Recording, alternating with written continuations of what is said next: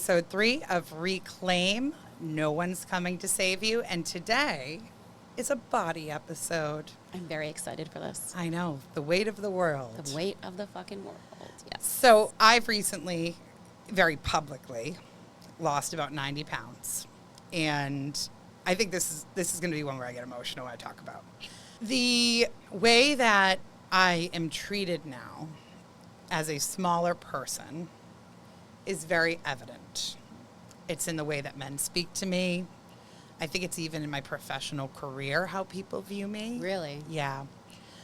And the thing is, I don't want to say this actually like it's a bad thing, because I think that when we lose weight, usually it's because we're doing other things to better ourselves, right? Yeah.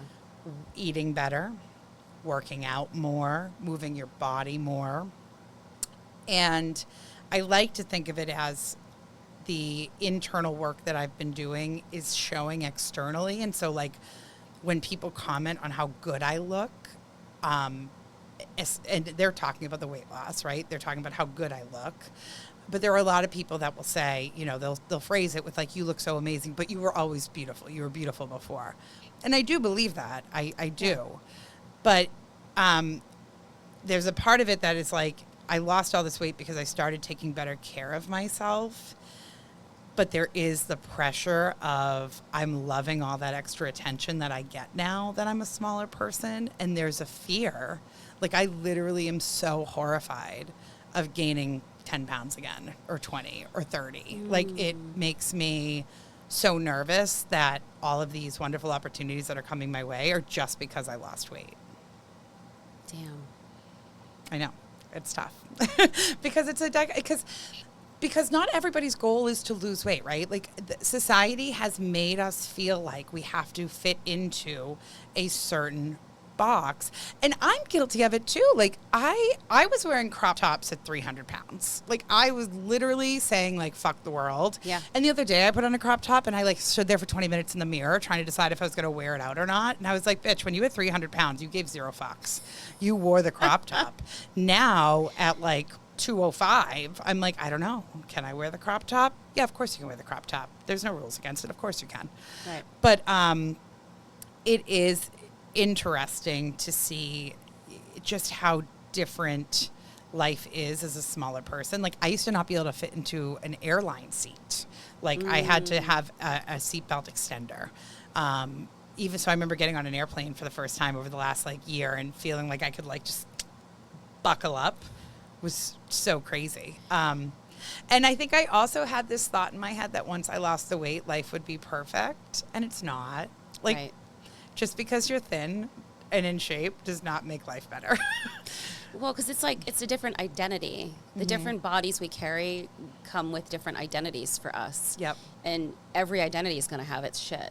Yeah, absolutely. And I've really seen, you know, the more popular I've got on social media, obviously it's a numbers game. So the more people you're exposed to, the more horrible things will be said about you. And I am floored at some of the comments that men have made to me and about me.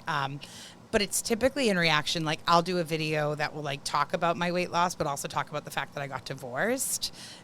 And the biggest comment I get is, why couldn't you have lost the weight for your husband? Maybe he'd still be with you. I know. Oh, that's so wrong in so many ways. Let that one sit for a sec. Oh. It's so easy to sit behind a screen and type those nasty things out without, I guarantee you those men are so bitter because some woman didn't put up with his bullshit anymore. And I'm not saying anything about your ex-husband. I don't know him. But, it's so typical for the projection to happen. And then that woman had the glow up. I know I had a glow up after my divorce. Like, it happens. But like you said, it's a result of the inner work that you're doing. You start to glow differently.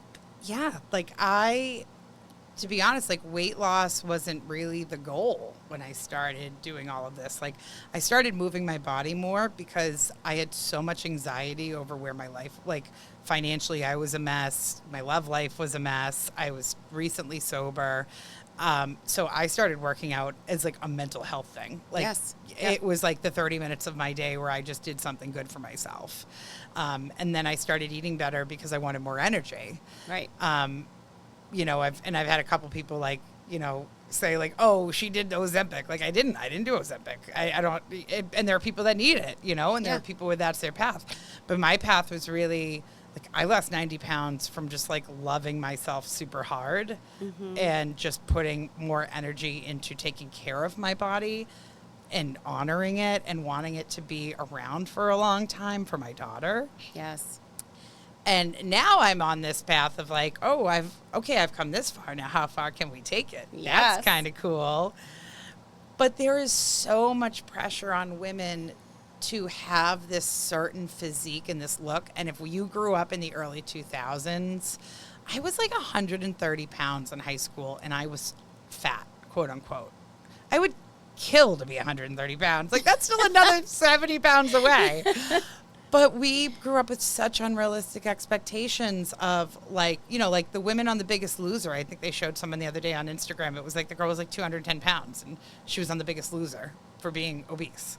Like, it's just, we were not brought up with healthy standards on what we should look like. No, and even the measurements, like that whole BMI bullshit, like Yeah. everything about it. You know, I was in my teens in the 90s, and I mean, we're talking Victoria's Secret models and, you know, Kate Moss, like as waif thin as you could possibly be, and Yep. you're a superstar. Yep. And I think we see that trend coming back now, right? Oh, it's scary. It is. My daughter's 14, and I will tell you, we don't have a scale in my house because Yeah. I will not, and I've done that for like 10 years now because I will not be beholden to a number. Not that that's bad. Like for some people, it's a measurement and like Yeah. it's the way they scale. I just decided that for me, it was too unhealthy. Like I had to decide, like I knew how I wanted my clothes to fit, and even saying that out loud sounds toxic to me, right? Because again, that's another like your body should look a certain way in certain clothes. Yeah. And like, you know, I just heard that in my, like, geez, like so programmed. yeah, we are so programmed for it. I posted a video yesterday. Like, I realized that I've been shopping. I guess Target doesn't have a junior section. I was corrected in my comments. But it does have a young adult section. Okay. And the clothes I've been buying are definitely young adult. They fit, kind of. But I feel so cute in them. Like, I feel adorable in them. And do all of them fit perfectly? Probably not. But who decides that? Right.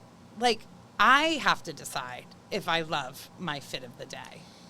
And that's the lens I was using to decide if the clothes fit well is definitely the society's standard of the day, or if there had been a particular man in my life whose attention I thought was fantastic and he had made a comment like, oh, you look great in this, then that I would be like, okay, to each outfit, do I look like I did in that outfit? Yep. You know, and again, programmed. Well, and it's interesting because I think the first thing someone goes to, like if you piss off a guy on a dating site or online, the first thing they come for is your looks. That's exactly right. So, like, all right, yeah, sure, call me fat, but like get a little bit more creative because congratulations. Congrats. Like you have eyes. You've seen, you know, like, yes, I have fat on my body. That is correct. You know, and I think that it really, it's a mindset as to how to be happy with your body the way it is. And there's nothing wrong with wanting to improve your physical appearance if it's going to make you happy. It's when you start doing it to appease others versus yourself. And I think even being reliant on the way your body looks to be happy, right? Whether it has to do with anyone else or just yourself. Like I went through, I mean, I'm smaller. I'm like 5 feet tall. I don't know exactly what I weigh, but you know, I've always been smaller, but I've also always been so mindful of like calorie counting and be a certain size because you're only 5 feet tall. You better watch it. Like, I think smaller girls sometimes get like this, oh, you're so fucking tiny. Like, what do you... Yeah, It's what problems do real- you have? You're skinny. I almost feel like I'm expected to be tiny because I'm tiny. Yep. And that's, I've gone through this over the past couple years. I purposefully gained weight. And I feel like, please don't come for me. Like, I know so many women try so hard to lose weight and you're like, oh, you had to try to gain weight. But we're all different, right? Like, we all have it was still rooted in insecurity for me. Yeah. Well, and I think, like, was brought up with, like, you should be able to fit a nickel in between, like, 3 different parts of your thighs, your knees, your... Whoa, I didn't hear that one. Oh, yeah. Like, my aunts used to talk... We're so bad to ourselves. We're so bad. And growing up always thinking that I was fat. Like, I always felt bigger than everybody else. Like, I'm 5'7". I'm not a small person. And it's been a huge topic of conversation my whole life and the celebration I get when I lose weight feels really good. Yeah. It's, I don't want people to stop telling me I look good. I appreciate it. Right, I feel good. I've worked really hard. Yeah. One thing though I think that's interesting is, like, people always ask me now, like, how did you do it? Like, how did you do it? And I have not counted calories. I haven't followed any kind of strict diet or anything, but I did intermittent fast for a while. I think that kind of like got me on the path. Yeah. But getting off the antidepressants, I was on, Wellbutrin and Lexapro. So I was about this size, maybe like 20, 30 pounds heavier when I got pregnant. And I got pregnant in 2019, right going into COVID. And so they immediately put me on antidepressants they were like, listen, lots going on in the world, a lot of bullshit. You probably should be medicated. And I was like, okay. And I don't think I realized how much weight I put on just from the medication. And then also just I realized food was my comfort since I was a child. Yeah. And it's funny because I have to, like, train my mom now because, like, whenever I'm upset or sad, my mom will be like, oh, honey, come on over. I'll cook you something. And I'm like, Ma, stop. Like, I don't need more food. That's not going to make me feel better. So when I stopped making food my comfort, that was a big shift. Yeah. But it also became, well, then what is my comfort? If it's not food, what is it? But we just have so much on our shoulders in this scenario or in this arena. My comfort was, how much can I restrict? Interesting. So it was still food related. Yeah. But whenever I would get super anxious or have, like, emotions that felt too big, I immediately lost my appetite. And it would, like, okay, bitch, like, hunker down, Yeah. Well, and it's interesting. I think when we think eating disorder, we think about people who, like, binge and purge or people who restrict their food and they don't eat and they're super skinny. But, like, I 1,000% had an eating disorder because I would binge eat if I was upset or if things weren't going well. Or, like, there was a point in time in my life where all I could think about was what's my next meal going to be. And that point in time was, like, probably 15 years long. Okay, but me too. Yeah. Even, like, the opposite of, like, we were at, like, different ends of the spectrum. Yeah. Obsessed with Food. For sure. Either overconsumption or how do I restrict as much as I can restrict. Yeah. Yep. And let me tell you, I was good at it. Yeah. Oh, so was I. We do everything all or nothing. All or nothing. All or nothing. It is the theme. Yeah, it's one of those things that becomes so ingrained in you too. It's a habit that's really hard to break. And, like, food's delicious. And it's I was just gonna say, we need to savor it. Savor it. And the experience of it. Mm-hmm. Because oftentimes, I don't know about you, but, like, I know for me, when I couldn't wait till the next meal, I'd get it and there was no savoring. Because I had deprived myself for so long that I finally gave in. And it was more about letting myself live than it was about the freaking food. Yep. And I'll tell you, if you're somebody who is on, like, a diet and you're trying to lose weight, if it's not anything that you're going to live with the rest of your life, like, I remember, like, last year when I was thinking about, that's why I chose intermittent fasting, because I was like, I don't have to restrict what I eat. I just have to restrict when I eat it. Yeah.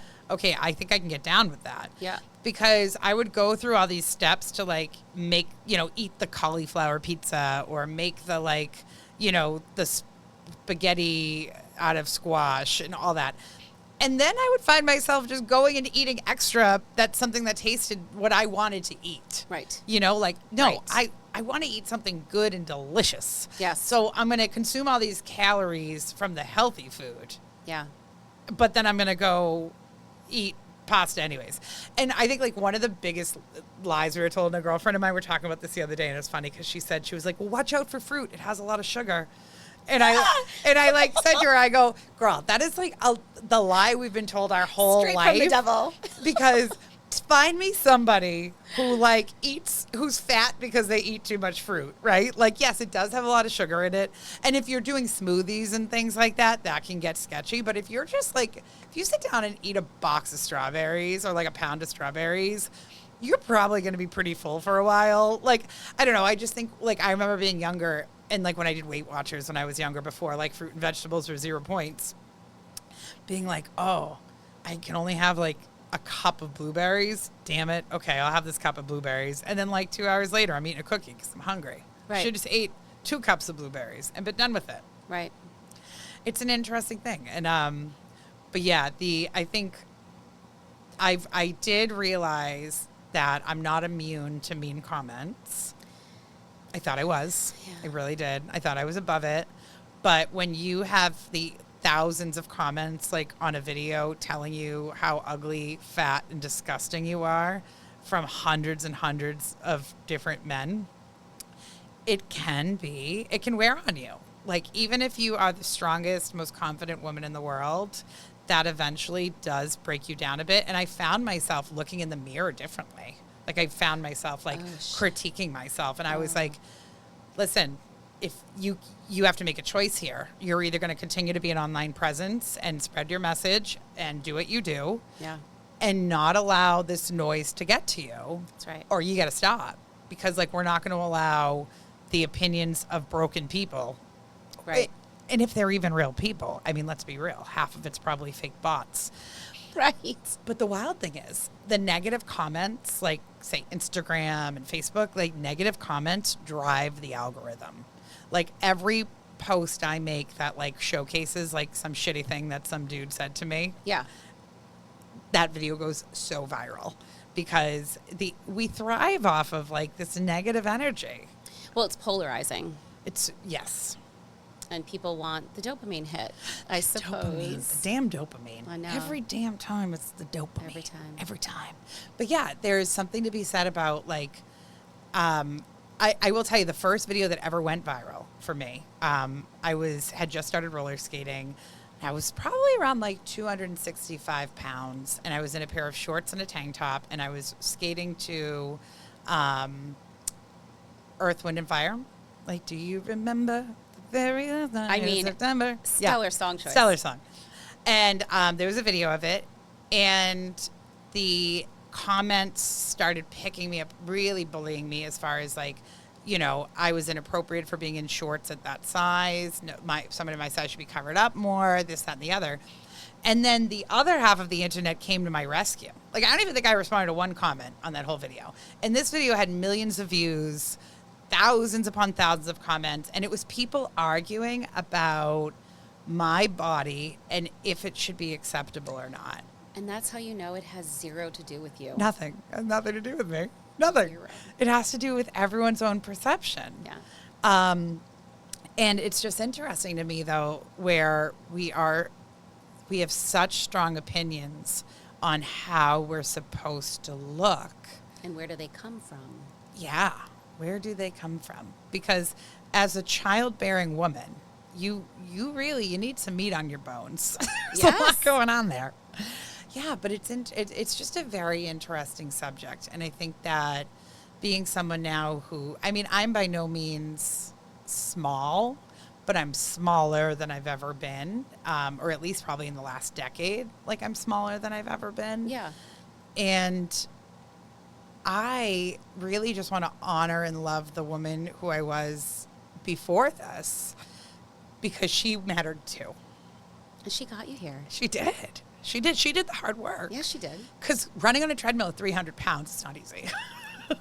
Roller skating at 300 pounds is not easy. You know, like now the things that my body does, I'm so grateful for it. Mm-hmm. And I'm really proud of like how far I've come. But I've had to have that like come into Jesus moment where like, if I gain 10 pounds, I am no less worthy than I am today. Oh my God. No. Because weight has nothing to do with your worth. Your worth is inherent. Yep. And we forget that every day. Yeah. And our soul, you know, this physical form that we've taken on in this universe, in this realm, it's not our soul. No. Like it doesn't determine our worthiness or who we are as people. Are we good or are we bad? And it puts you in an interesting place when you know that the attention you're getting is because you did this big work, you lost all this weight, and there's this pressure to keep going. Right? Yeah. Like and not that anyone else is pressuring me. It's my own bullshit. It's my own pressure to say, if you want the attention to stay, well, then you need to keep going. You need to keep pushing. You need to keep bettering yourself. And that's a vicious cycle. It is. It really is. I've always my dad was a weightlifter. He was actually a weight loss counselor at Jenny Craig. Oh, back in the day. But he would say to me, talk about toxic 90s. Nothing tastes as good as thin feels. Yes, from the lips to the hips. First, there's a lot of things that taste better than thin feels, let me tell you, okay? Because I've been a thin bitch, and there's a lot of things that are really delicious. But I've always had this, workout, watch what you eat environment. And I've always been sort of active. Like, when the kids were little, it was harder to find time. And, I had 3 of them, so they'll keep you busy in and of themselves, right? But then, once I started getting older, I would do Zumba. And then I started running. And then I started weightlifting. Mm-hmm. And I don't know how many of you out there are lifters, but that's a whole... Do you lift also? Yeah. Okay. I love to lift. It feels so good. It's so good. It fixes the dopamine shit for me a lot. Because it dumps everything. You have to put so much energy into it that it flushes your system of So lifting has always been a place where I felt very comfortable because I felt, I'm a bigger woman. I'm stronger. Running has become, I used to wear a t-shirt that said, I hate running. And now running is becoming my saving grace. And I think it's because I have to block out the noise and drown out the noises and the voices in my head because I'm running. I run on a treadmill. So I'm running so fast that if I stop, I will fall on my face and probably die or knock out all my teeth. Right. So it's become this place of, and it's very treadmill specific. I tried running outside recently and I was like, wow, this is a whole different experience. But, lifting weights makes me feel super powerful. Running is when I need to quiet the voices in my head. I think what I've noticed for me with lifting is it's become that got to keep going. What's the next? And I caught myself. I did one of those 75 hard dealies. Yeah. And it was amazing. But what I found was I became so conditioned that I was I was lifting, I think, maybe too heavy for my frame. Yep. And then you get this unrealistic sense of what you need to continue to do every day, and it's not sustainable. No, you have to give yourself rest days. And we're the only creatures, I think, once again, all of my information comes from the internet, so... But there was this video going around for a while that's remember that humans are the only species that don't hibernate or don't take time to rest. Exactly. We just keep going and going and going, and eventually you burn out. Well, yeah, and hustle culture is a whole other thing that, but it's very intertwined in what we're told about our bodies, and even beauty standards, right? Heaven forbid you aren't dolled up or you aren't put together. And I don't know, man, in the last year, I'm 45. In the last year, I've started going to the grocery store nothing, not even mascara. Yep. Hair in a bun. And there might be some women, and God love you, who have always felt comfortable doing that. But that was a journey for me. And these standards that society's put on our bodies and our appearances and this is my home. Shut up about my home. Yeah, I pretty much know? live in athleisure these days. Like my uniform is like booty by Brabant, top bottom, and a top bun. And that's just I'm like, wow, this is life now. This is how I look every single day. But it's also because my schedule is so full that like I fit the gym in wherever I can. So it's almost like I'm always gym ready.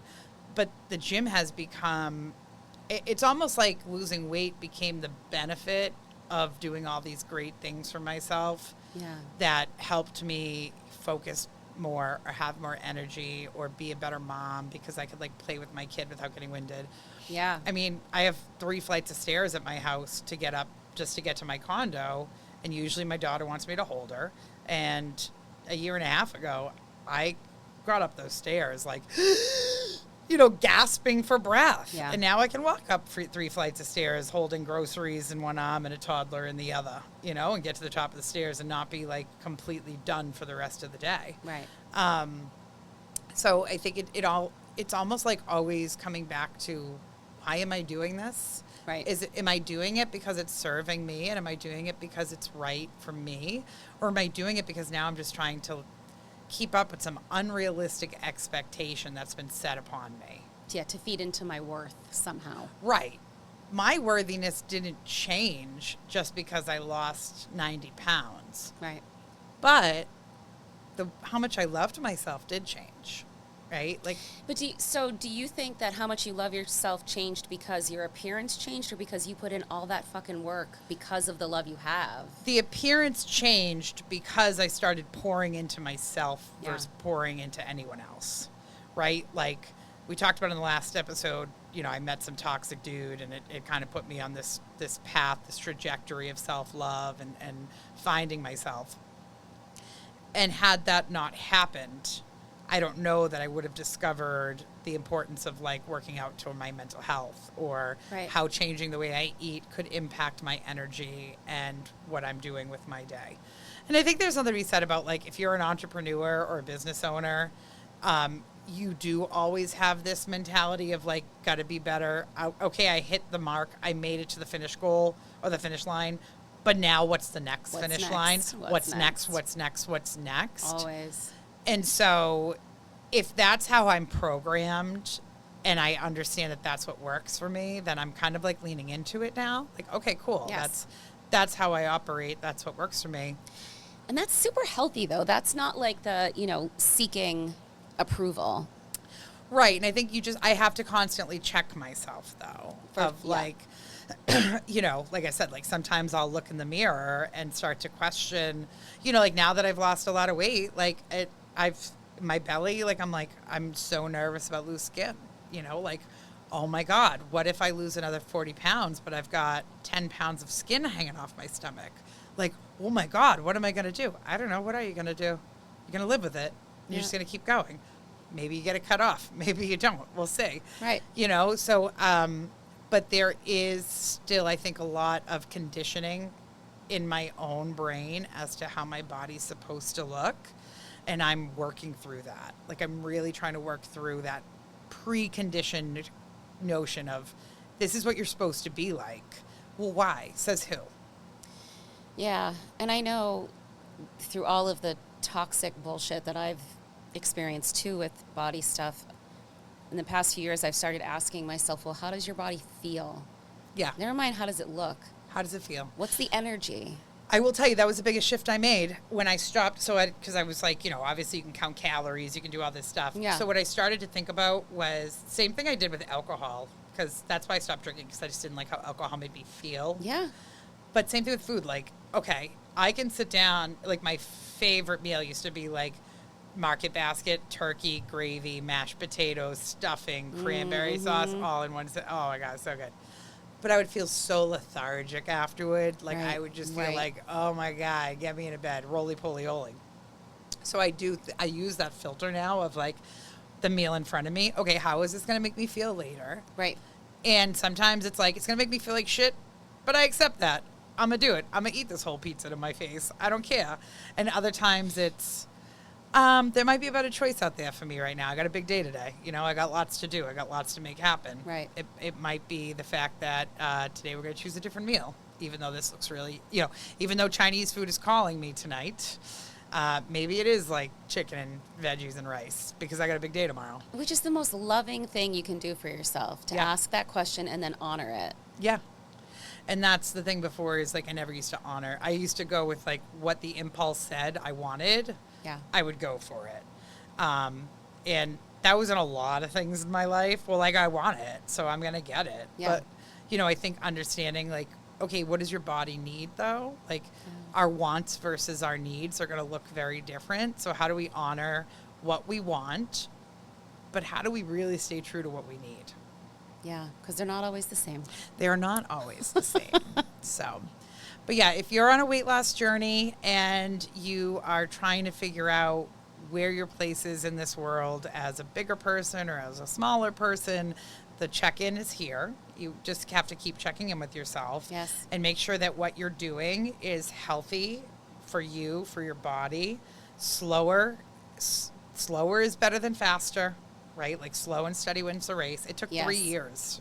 My last year was when a big chunk of it came off. Like the last 60 pounds came in the last year. Yeah. But that first 40 pounds, it was slow moving, but it slowly came off. So like, Well, there's like a momentum that builds, right? Like of more and more loving decisions. More and more loving decisions. And that's it. So fill yourself with a lot of love and figure out your triggers. If you find writing down when I start, like I would write down, like I found a food journal the other day and I was like, I'd get an argument with my ex-husband and I'd immediately go to the fridge. And I used to hide it too. Like I remember like creeping to the fridge at night and like opening the fridge slowly. Yeah. So no one in the house, even when I was a kid, like no one could hear that I was going back for more. So there's a lot of shame, I think, associated with food and how we deal with it. But you just got to keep checking in with yourself and ensuring that the decisions that you're making are right for you and good for you and that you're doing it for you and not for anybody else. That's right. And you were always worthy. Always will be. Always. You're worthy at every size. Don't let the internet tell you different. But if you decide that you want to feel better, move more, have a different outlook on life, that's okay too. Just do it in a way that feels good to you and that honors you. So, Amen. Amen. Go reclaim yourself. Reclaim yourself.